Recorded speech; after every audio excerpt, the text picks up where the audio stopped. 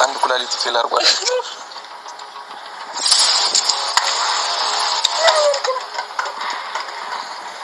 አልቅሽ በማርያም አታልቅሽ። እኔን በቃ ማንም ማዘር ማጥቶት ማንም እንዳያውቃል ማለት ነው። እንዴት ነው የማልናገረው?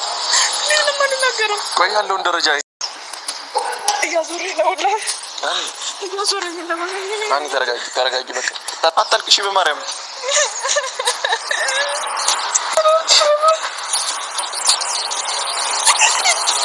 አኒ።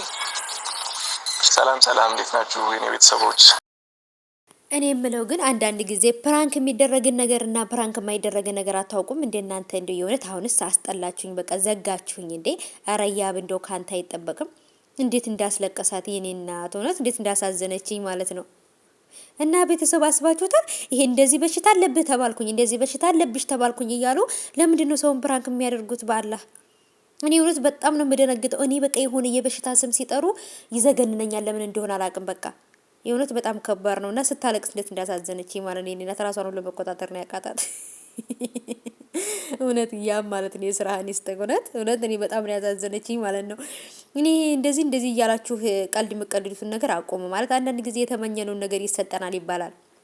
በህይወት ላይ እና በህመም በጤና ላይ ሟርት አይነፋም ማለት ነው። ተው፣ ኧረ ተው፣ እንግባባ። ምን አይነት ሟርት ነው ይሄ?